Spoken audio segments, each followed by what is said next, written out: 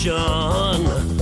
I can't get no call to action, but I try, and I try, and I try. Hello and welcome to Call to Action, the go-to podcast for anyone trying to make sense of the world of marketing, advertising and beyond. In an industry that is a minefield of utter bollocks, we aim to capture our heroes and allies from the front line to have a chinwag with. It's like Pokemon Go, with the single but vital exception that it's not a short-term bandwagon of shite. It's brought to you by Gasp, and I'm Giles Edwards, co-founder and MD. Today I've caught Paul Feldwick, a big thinker, best-selling author and the man behind one of my favourite all-time ad campaigns. Paul worked at the legendary agency BMP on some of Britain's most famous brands for over 30 years.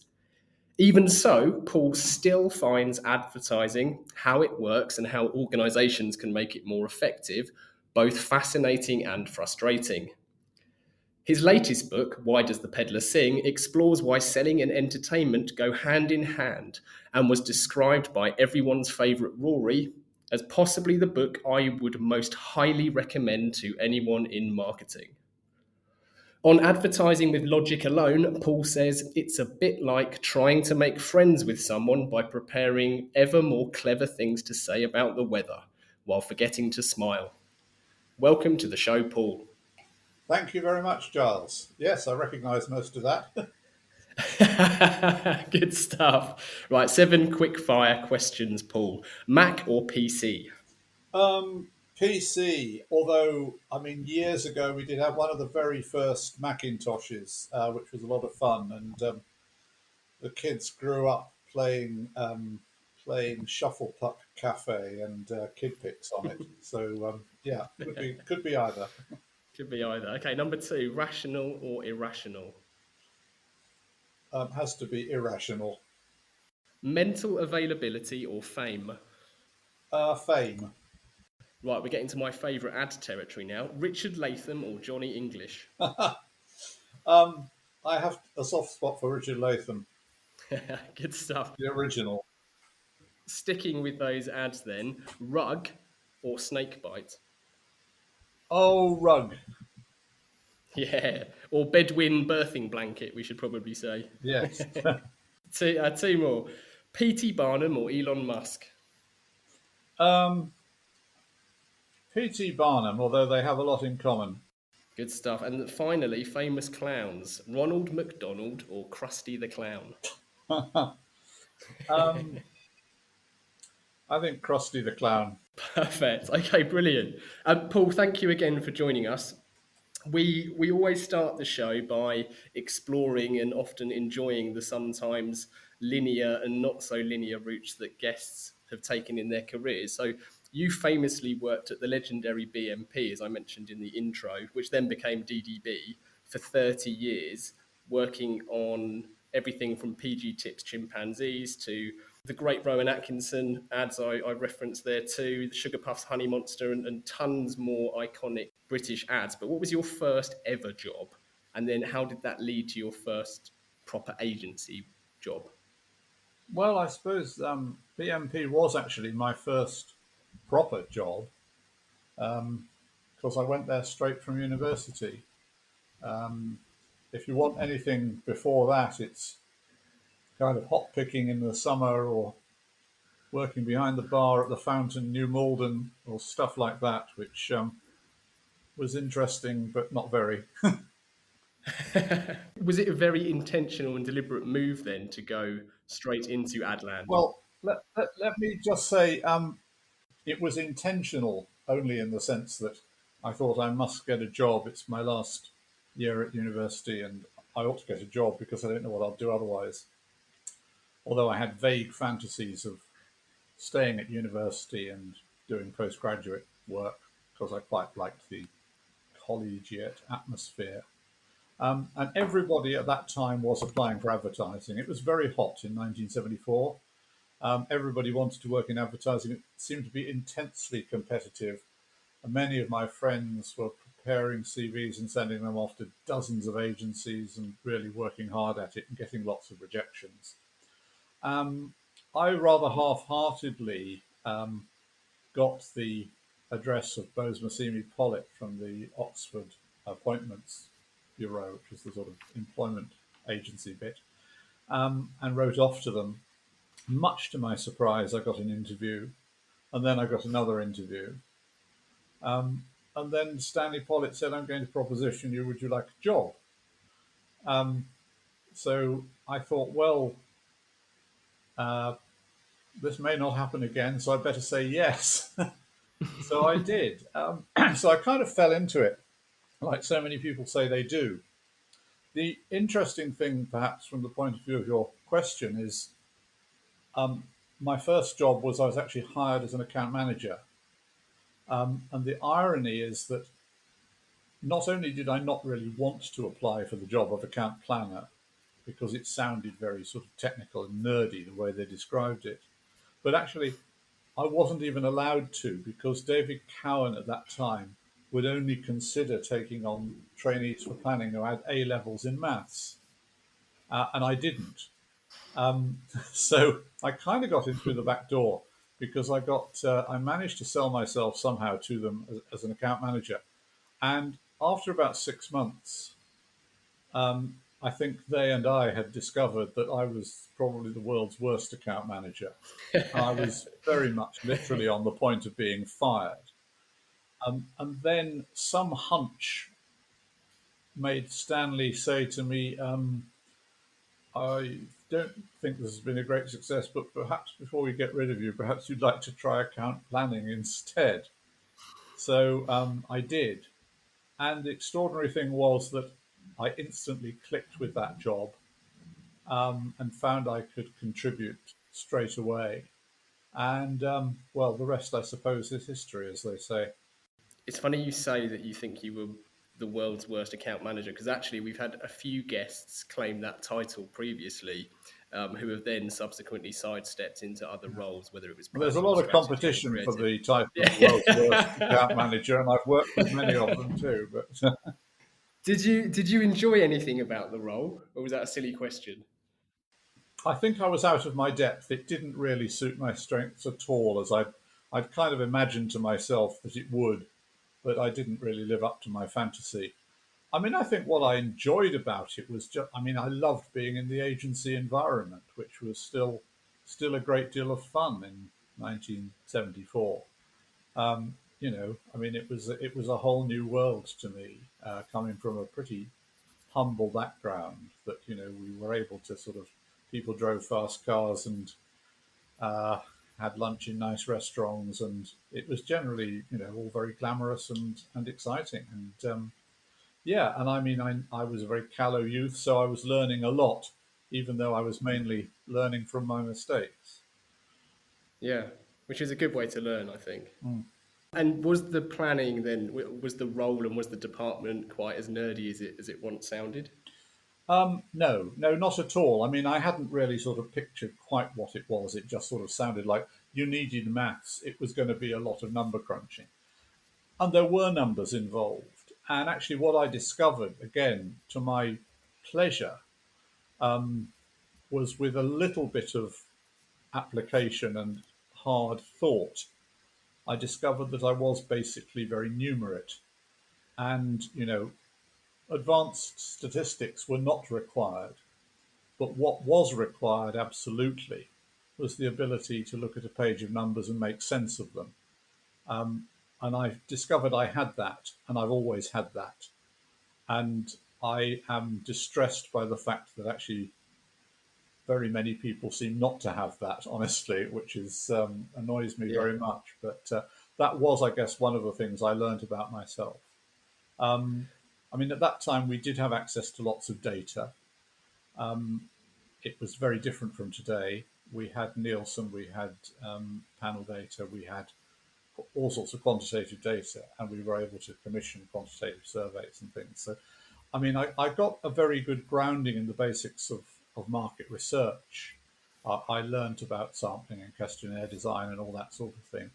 But we also did a tremendous amount of qualitative research at that time, and it was one of BMP's sort of characteristic things. I think the planners did a huge amount of qualitative research themselves.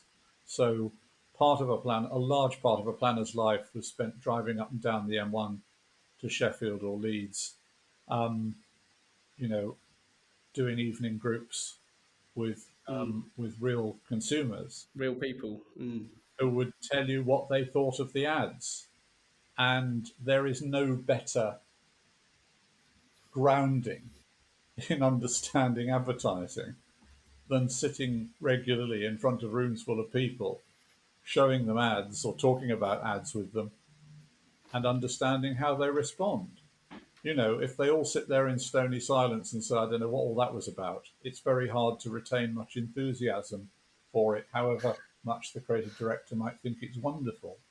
And conversely, if they all fall about laughing and say, oh, yes, I'd like to see more of that, then you think, well, maybe we're onto something here.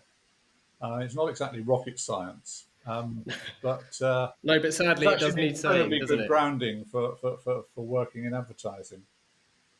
You said it was a good grounding, but equally, there's no better measure really than either. And as to your point, it's not rocket science, and yet you would believe it was rocket science the way that some of the the work gets done and the way that agencies operate nowadays. In my experience, at least, the amounts of times people skip even the most basic research processes is quite alarming. Yeah, I'm sure.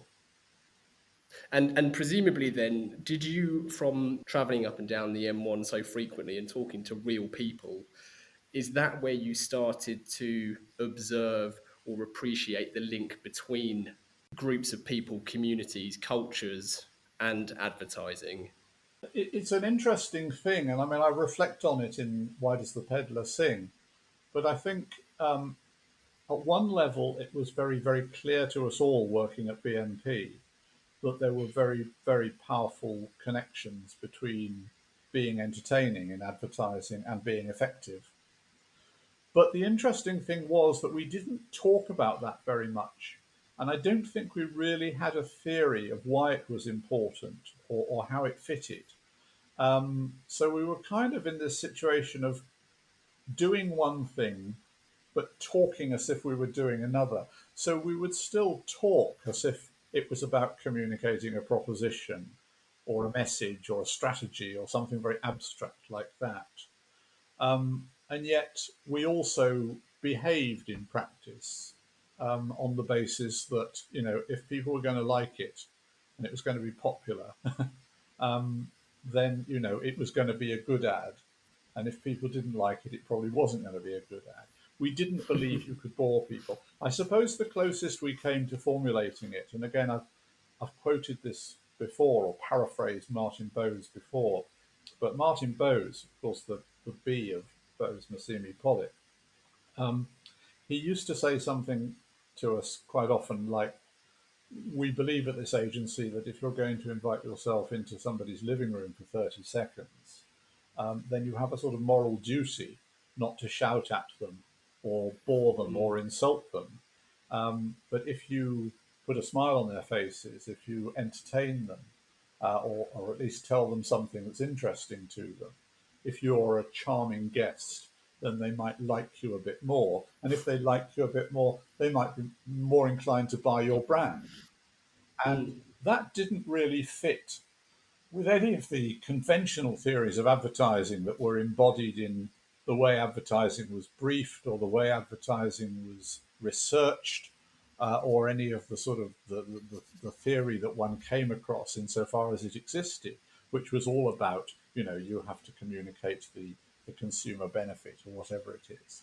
And yet I think it was incredibly profound. And I mean, I suppose both my books have been, in a way, sort of lengthy reflections on that point of view as expressed by Martin, because I think it is that, at bottom, advertising that builds brands does so not so much by communicating rational benefits, although that may come into it, but at a much more fundamental level, it works by creating relationships.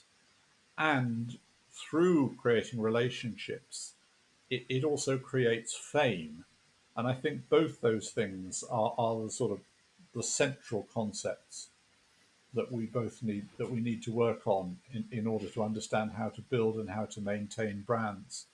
And I think more and more people are beginning to realize that, or other people have come to very similar conclusions through their own reflections. I mean, Bob Hoffman, who you mentioned earlier when we were speaking just before we started, is one, for example, and he's beautifully articulate about this and much more pithy sometimes than I usually am.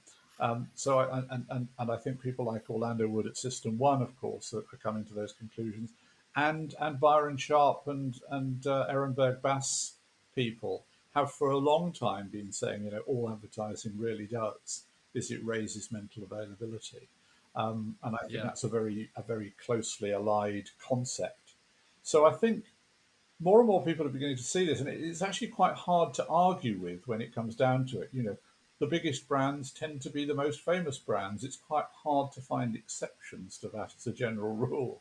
And there are many ways of creating fame, but one way of creating fame is through advertising, in the sense of particularly using paid media. And that's because one of the essential ingredients for creating fame is that you have to reach very large numbers of people and make them interested in what you have to show. It's no good being a wonderful ad or a wonderful singer or a wonderful movie or a wonderful anything else if it only ever goes to a relatively small number of people. It has to be exposed on a massive basis. That's the principle on which show business has always worked, and even more so today works with the concept of the blockbuster and the big bet. You have to go out there and be known to lots of people. It is a numbers game at the end of the day. A couple of weeks ago in Bob Hoffman's newsletter, there was a beautiful line which you mentioned. He's quite pithy, and you're absolutely right. And he said that it's hard to get famous in private. Exactly. Yes. Which that just reminded me of. But equally, going back, I mean, you made so many good points there. But going back to your quote about Martin and coming into people's living rooms, there's a Disney quote, and I'm probably gonna get it wrong, but the essence of it was Disney would rather try to entertain people and hope the audience learns something than the other way around. Yeah, absolutely. I mean, Disney's a phenomenon. I don't really have much to say about Disney in my books, but I could have done. And if I write another one, I may well do. I think the whole history of Disney and right up to the present day as an organization is sort of remarkably demonstrates the connections between entertainment and commerce. And of course, there are many ways in which those two things are linked. The obvious one, in a way, being that entertainment itself is a business. It is a product that is being sold. So the first thing that you want to do if you come up with a movie is you want to make that movie a financial success. But then there are plenty of other ways that you can build on that and make it into much more of a success. Disney was a great pioneer of that, because right from his very first animated full-length feature, a thing that had never been done before, which was Snow White back in the 30s, even before that film came out, he had in his mind perfectly clear the extent to which he was going to sell merchandise based around that movie. So, all sorts of things, the Snow White dolls and the seven dwarfs and the games and the books and the gramophone records and everything else, all of that is not just a way of helping to monetize the movie, although it does that very successfully, but it also spreads the fame of that movie, and it also enables the public to engage with that movie and own something that is a part of it, interact with it. You do not just passively sit and watch Snow White the movie once in a while when you go to the cinema, which in those days was all you could ever do. Your children have all the Snow White toys and the Snow White dolls to play with at home on an ongoing basis, and their friends will see them and they'll talk about them between them. And that's how, I mean, it's obvious when you think about it, but I don't think people in advertising sort of articulate this very much because their discourse tends to be on a completely different plane. It's totally dominated by a long history of, stuff about um, consumer benefits and sales messages and rational persuasion, which is important in certain aspects of advertising, but is actually not what building a great brand or a great franchise like Disney or James Bond, is really about at all. No, and testament to the success of Disney, as you know, I believe I took our two young daughters, or we took our two young daughters to see Frozen the musical 3 or 4 days ago, and I know that commercially what that what that bloody took, what those tickets cost, but equally in testament to Snow White. Snow White happens to be one of their favourite Disney films as well, and the two kind of franchises of Snow White and Frozen are coming up to 100-year gap between the two. That is extraordinary, isn't it? But I mean, one of Disney's skills has always been knowing how to work that back catalogue, and that has just evolved over the decades as the technology has evolved. I mean, I can remember when, before DVDs, when video cassettes were relatively new, Disney were very, very skillful at bringing out films from their back catalogue onto video cassette. And they'd only do one or two a year, so that every year, and they'd not been available before. I mean, one has to think this is not so very long ago, but, we have to remind ourselves today that there was a time when, things were not all instantly universally available via streaming or whatever. That prior to the invention of the domestic video cassette player, which only really becomes a thing, I suppose, in the 80s. Prior to that, if you wanted to see a film like Snow White, there was only one way you could see it. You'd have to go to a cinema that was showing Snow White, and that was unlikely to be happening. So the invention of the video cassette was an enormous opportunity for Disney to sort of reinvent their whole back catalogue. And they did it in a brilliant way, because this is the era when my sons were growing up. And every year it was like one or two new ones would come on stream. One year it would be Pinocchio, one year it would be Dumbo, one year it would be Sleeping Beauty. They'd be re-released in the cinema, but they'd also come out on the video cassette. And we'd buy them as they came out and sort of collect them almost. So, I mean, the more you think about Disney, the more you think they've put a foot wrong once or twice historically, but on the whole, that organization has a brilliant record of, using its assets and its history. And I think there's a moral there for brands as well, because, a lot of famous brands are very old and they have equally long histories. Disney, of course, being a brand in itself.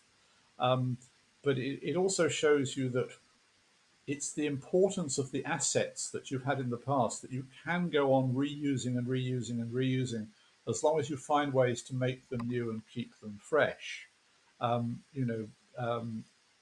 Disney did not kind of go, oh, Snow White, nobody wants to see that anymore, or that's just a purely historical interest. They would say, Snow White is as good a product as anything we've done, and it's as relevant today as anything we've done. And they will continue to use it, and everything, as you say, Snow White to Frozen, and everything in between. Yeah, no, very good points. Absolutely. You mentioned there. I think you said that people today in our industry are perhaps not very good at articulating that link between entertainment and fame building and brand and advertising.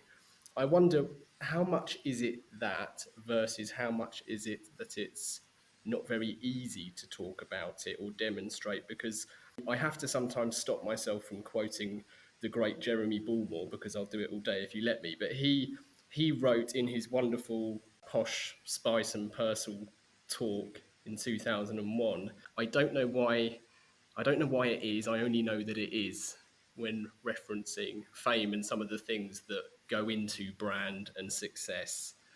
Jeremy was one of those people who not only says things sort of with much more economy than I ever could, but I generally found said them a long time earlier than I did as well.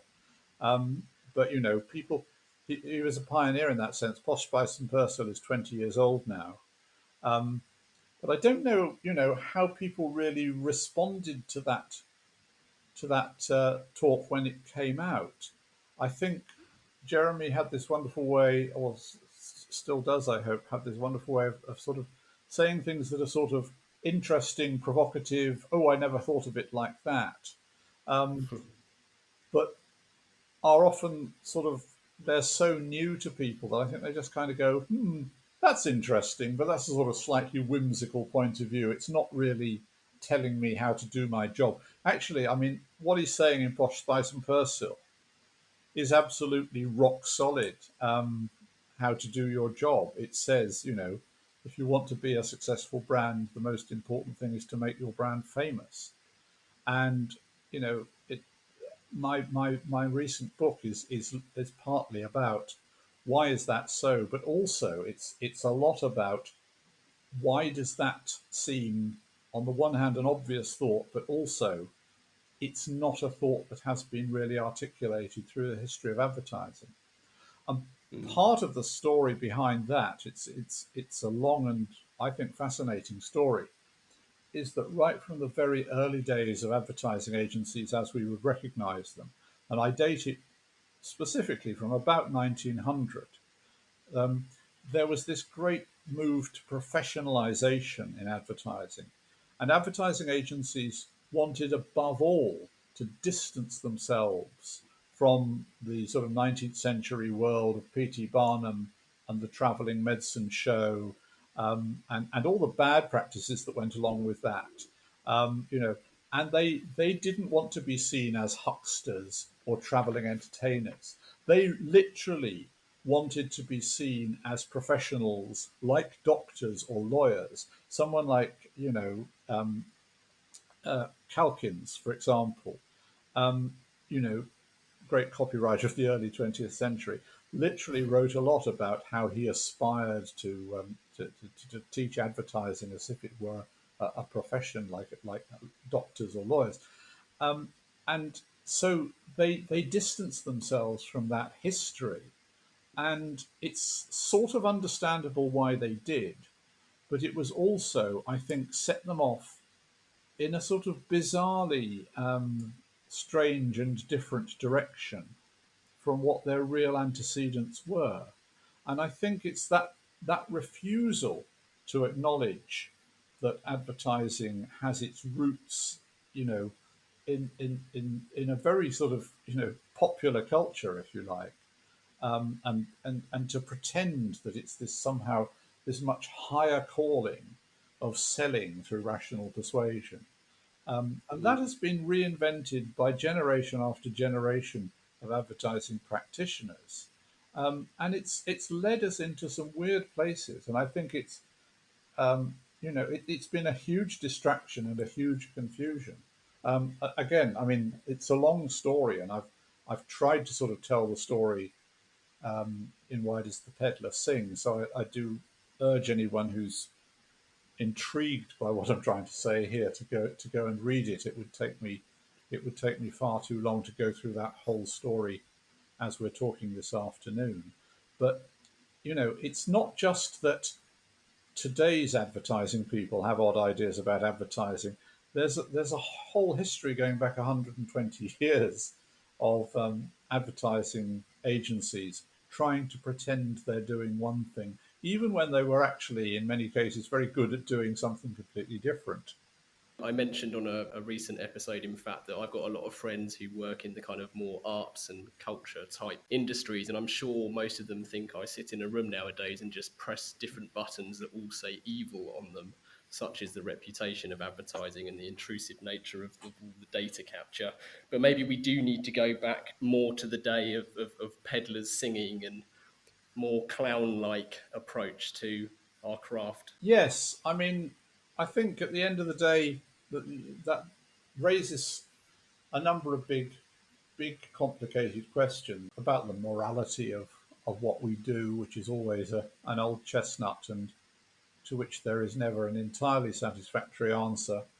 Um, Although the reality is that it's a potentially powerful tool that can be used in the service of things that may be good, may be less good, may even be evil. Um, so it is in that sense it's kind of morally neutral. But I think there is also, and I go back to Martin Boase's quote here, that his view about why you should make advertising entertaining was not just that it will work, but also that there was a kind of ethical point behind it. That, and I think it bears repeating that if you are going to inflict lots of advertising on people, and your goal is to put it in front of them as much as possible, um, I think there is not just a practical argument, but there's also an ethical argument that says, let's try and produce something that gives them some kind of pleasure or satisfaction so that that experience for them is not an entirely awful one. And today it is very often a pretty awful one. You know, when advertising is only interested in being interruptive, being hard to avoid, being in your face, um, it doesn't create a relationship that makes you want to buy that brand.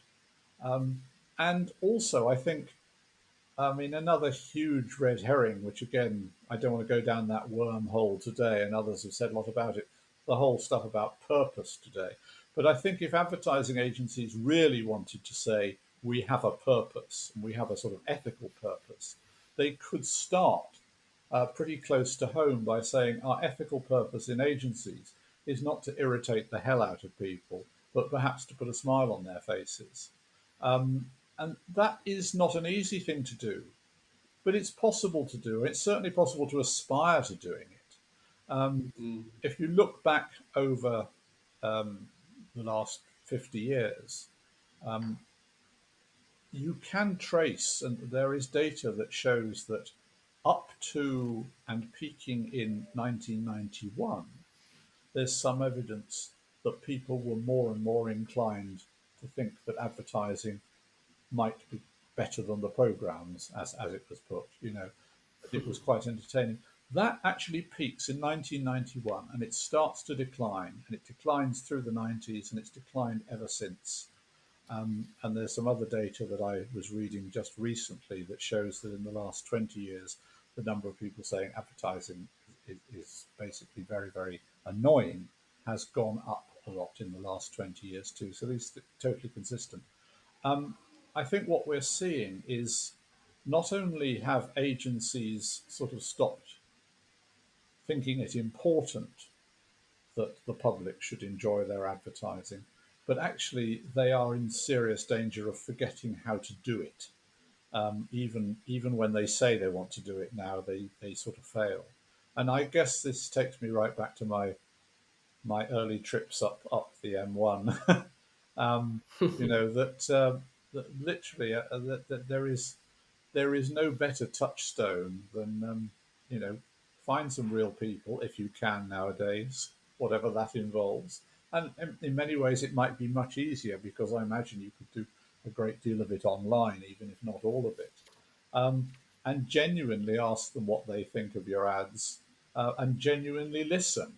And don't then dismiss them as, oh, just an ignorant bunch of oiks or housewives who don't appreciate good advertising, because those are actually the people that you're trying to appeal to. Ask yourself why Mrs. Brown's Boys is the best-selling Christmas DVD. Even though probably everyone who works in advertising thinks it's the most god-awful trash and politically incorrect to boot. There is a real world out there outside the charmed village of advertising, where people are still sort of enjoying a good laugh at some basically pretty traditional types of entertainment. And if those are done well, then they become successful. Middle England, as Steve Harrison referred to it as, you're absolutely right. I certainly encourage everybody listening to go out and buy and read Why Does the Pedlar Sing, even if they've already bought and read it already, because it's wonderful. We will link to that in this episode too, Paul. I'm mindful of time because we've got quite a few listener questions to get through, and I can see the time creeping already. So can I put a couple of my listener questions to you? Please do. So asking the general public for their opinion, be it on Brexit or boat names, is notoriously fraught with danger. But we've actually got three, but I'm going to sneak one into our final posers. So question one is from Jake Sanders, aka POS Marketer on Twitter. And Jake asks, why is creative thinking in advertising considered, quote, unserious? And how do we reverse this? Also, do you have any tips on overcoming shame to get fame? So I guess he's anticipating part of the answer there. Overcoming shame.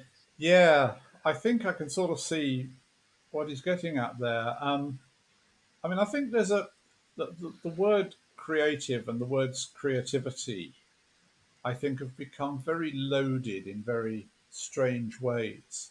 I mean, the word creativity didn't really exist until about the 1960s. In fact, as David Ogilvy pointed out, even as late as the 1980s, you couldn't find it in the Oxford English Dictionary. So it's a bit of a sort of neologism. And I think it only started to be bandied around in advertising around the time of sort of Bill Bernbach's rise to fame and the other agencies that followed on in the wake of Bill Bernbach, the paper Koenig Lewis and Carl Alley, and then, and so on. And I think that there's a really interesting thing happened in advertising about that point, which was where the advertising industry started to conceive of a kind of creativity that was cool, and it suddenly thought, oh, we don't have to do that crap old advertising anymore, even though that crap old advertising was actually, in many cases, was what was popular, was what the public liked, and was what built the big brands. No, they wanted to do cool, hip stuff that was going to appeal to their friends in Manhattan or San Francisco or whatever. And so that was where creativity in advertising started to mean not just what will be popular and entertaining, but what will be acceptable within the advertising community.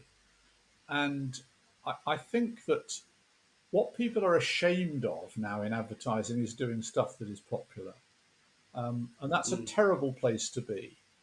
John Webster was never ashamed of being popular. I mean, this is, of course, the great creative director at BMP, who was, I mean, not the only great creative person that we had there, but responsible for a great many of BMP's most famous campaigns. And John Webster was a kind of a fairly modest man from a fairly ordinary background who was genuinely motivated by producing work that was popular. He wanted work that people were going to talk about in the pub, talk about in the playground, talk about in the supermarket.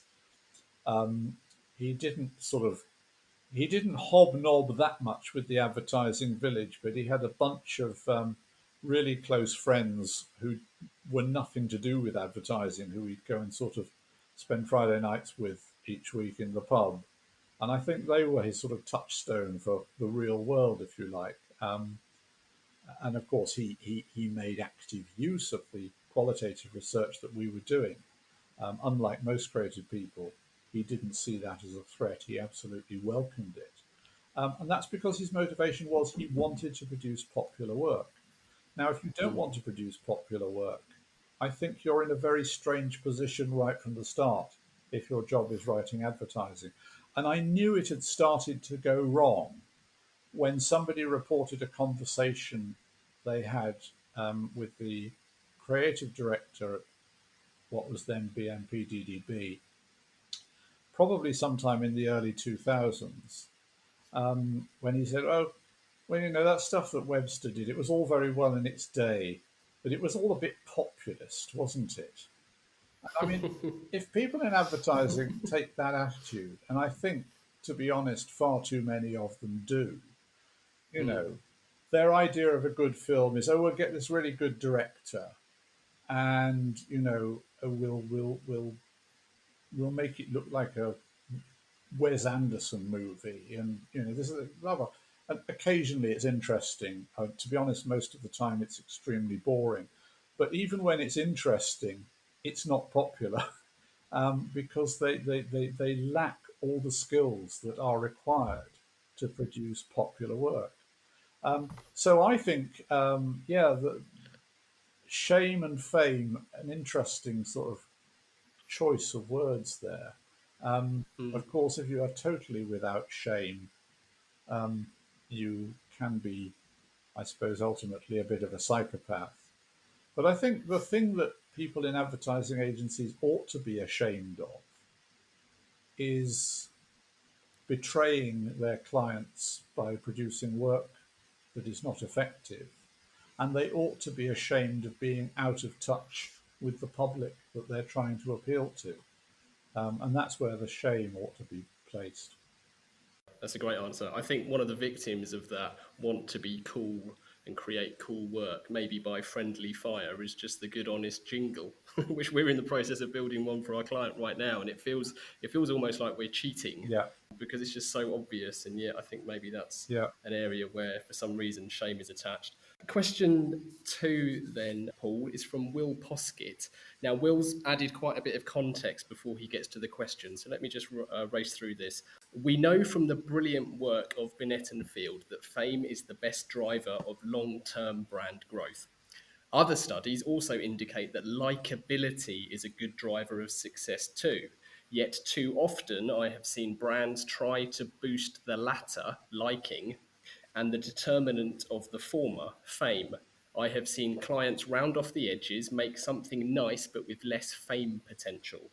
So my question would be, given the choice, would you rather have an ad that is famous and divisive or something likable but less fame-worthy? Yeah, there's sort of kind of debate that is sort of in danger of. I can sort of see where he's coming from, but we can end up sort of in one of those sort of scholastic discussions where one has to sort of argue about the meaning of every word in that formula before we can have the conversation. It's worth saying, for example, that I admire Les and Peter's work very much, and I lean on it tremendously to sort of give some substance to what I'm saying as well. So we're very substantially in agreement. It's worth saying that I think they use the word fame in a slightly different sense from the way I use it. I use it in a fairly sort of broad, general sense. I think they use it in a rather more specific sense because they kind of operationalize it as a particular characteristic of certain campaigns. What they mean by it is a campaign that is talked about, that gets a lot of buzz, that gets a lot of word of mouth. And they point out, I think, not surprisingly and quite rightly, that campaigns that achieve that are more successful than those that don't. Now, for me, the ability of anything to be talked about and shared it's a kind of a measure of fame, but it's only one aspect of fame. I mean, it is an essential aspect of fame in the sense that, you don't become famous unless people are prepared to talk about you and share. Or there's a different level of fame if it's simply known to lots of people, but they're just absorbing it passively. So being talked about, being shared is really important. Being argued about may well be an aspect of that. So I think to be divisive and to be controversial is not necessarily a bad thing. I mean, in each case, you have to take some judgment sometimes as to whether it's going to tip over into being, alienating too many people or creating other problems that you don't want to live with. But on the whole, it's good, and even when people really, really dislike you, you will maintain your fame if you do the other things that are necessary to maintaining fame. So, I mean, one keeps sort of coming back to the dreadful figure of Donald Trump in this, which makes my point that fame is morally neutral. But of course, Yeah. we also need to remember that about half the population of the United States think Donald Trump is a jolly fine guy and would make a jolly fine president again.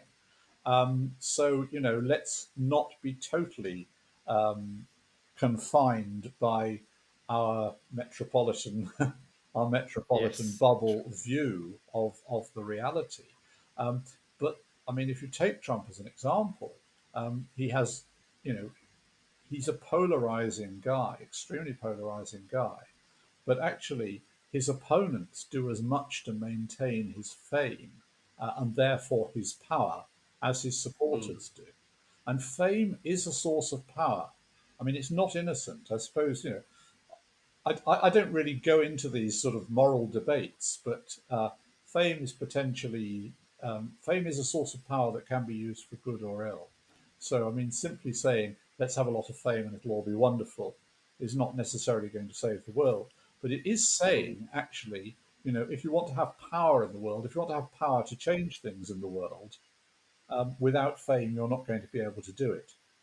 Um, so I don't know if that's answered the question, but I think what I'm saying, the drift of it is, I think I'd rather be talked about than not talked about, and I think likability is a slightly woolly thing that you know uh, could be dangerous if you start taking it too literally. Yeah, well, I'm certainly very happy with that answer because, in the rare instances that people ask me to deliver one of my long rambling talks that I do, I have a slide of a parachute where I claim that advertising should be more like parachutes in as much as they work or they don't work. Nobody likes a parachute. But of course, some people do disagree with that. I think the real danger is indifference. I'd rather someone liked or hated it. Yeah. But I think you've added a lot more context there than I think I ever have. So thank you. So the final part of the interview is our 4 pertinent posers that we put to every guest, starting with what advice would you give to your younger self? My younger self, I'd actually say, uh, hang on in there and enjoy it because you may be amazed to know that you'll still be interested in this stuff in 40 or 50 years' time. Excellent. Number two, so I'm going to switch number two's question to a question that actually came from the listener question from Call to Action alumni, the brilliant ad therapist Gillian Rightford, because she said, if you could wave a magic wand and change one thing about the industry as it is today, what would it be and why? I would probably get rid of most of the people who work in creative departments and replace them with somebody else. Are we allowed a quick why? Or can we guess? Because I think, with the best will in the world, they have all been so conditioned that they are unable to think outside the narrow tram lines of thinking like each other, of thinking that a good ad is one that wins awards, of believing all the sort of shite that's been peddled for 30 years by people like the Watford Ad School. I think they're a lost cause. I think you would do much better to get rid of all of them and get people who come from a background in something like entertainment. Yes, amazing. I'm pleased I pushed you on that one. Number three, are there any books that you would recommend? And we will, of course, recommend and link to both The Anatomy of Humbug and Why Does the Pedlar Sing? But can you recommend any other books to our listeners? Oh wow! I mean, everybody must, of course, read Why Brands Grow and Jenny Romaniuk's book on distinctive brand assets. I mean, they're quite dry and technical, but they're solid. And they're really important. And I think I see my books as very complementary to those. I'm not sure whether Byron or Jenny do, but I see my work as very complementary to theirs. Um, I think anything on the history of advertising is worth reading. I mean, there's lots and lots of stuff.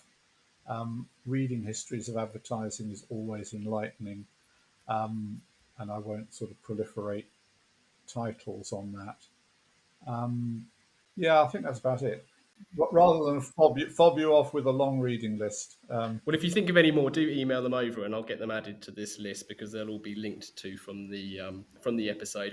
Funny enough, we had Jenny Romanek on a few months ago, and she was absolutely wonderful talking about distinctive brand assets I and bet, yeah. everything around and in between. So that was wonderful. Number 4 then, Paul, is we always dedicate every episode to somebody, and we bestow or hospital pass that honour, depending on your view, to our guest, who has to give their reason why. So would you kindly dedicate this episode?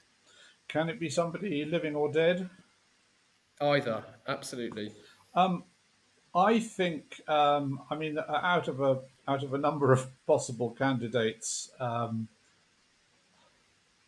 think I'd like to dedicate this episode to Martin Boase, actually. And I could have included Stanley, and probably would include Stanley if I could include two. But I mean, Martin is still around to enjoy it if he ever hears about it. And also, I've talked about him so much in this interview. And I think, not just in terms of what he said, but more importantly, in terms of the advertising that his agency produced. I think he's been such an inspiration to me, quite apart from the fact that he was instrumental in giving me a job and was a fantastic employer for 30 years that I was there. So, yes, I'd like to dedicate it to Martin Boase. Wonderful. Well, that's a fantastic recommendation. This episode is very proudly dedicated to Martin Boase. Thank you, Paul. As a final call to action, everyone can head over to the listing where we've got links pointing to Anatomy of Humbug, Why Does the Pedlar Sing, How Brands Grow, Measuring Distinctive Brand Assets from Jenny Romanek. How else can our listeners get more Paul Feldwick? I don't know, actually. I would mention that even if you've got the books are also both available as audio books. I may well be writing another one. I mean, I'm not traveling at the moment. I may well produce another book. I do have a website. If you can be bothered to find it, there are lots of links to things I've done, bits of video and articles I've written. So paulfeldwick.com, contains quite a lot of back catalogue if you want to search it out. And otherwise, I'm sort of quite active at the moment, writing the occasional piece, which I generally post on LinkedIn just because it's convenient. And some quite interesting discussions go on there about advertising at the moment. So that's where I'm at, I guess. Perfect. Well, we will include the link to your website. We'll also throw in, there's countless YouTube reels showing my favourite ads, which of course are the Barclaycard ads that you did with Rowan Atkinson. So we'll link to all of those as well so everyone can enjoy that. So Paul, thank you for joining us. I've stolen more time from you than I agreed to, so apologies for that, but it has been entirely my pleasure and an absolute privilege to talk. Finally, thank you to everybody listening. If you've enjoyed this episode, please do share and review the podcast. Keep the guest requests and questions coming in. To get in touch, it's easy to find Gasp online. You can check out CTA Pod on Instagram or just email hello@calltoaction.co.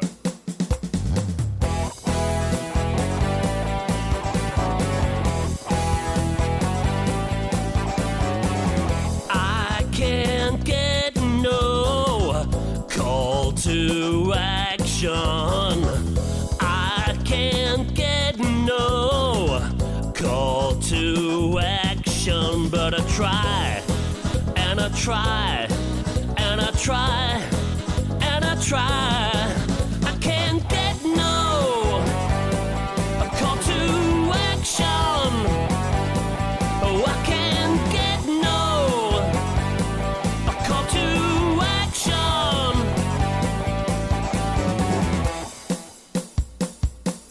Yeah!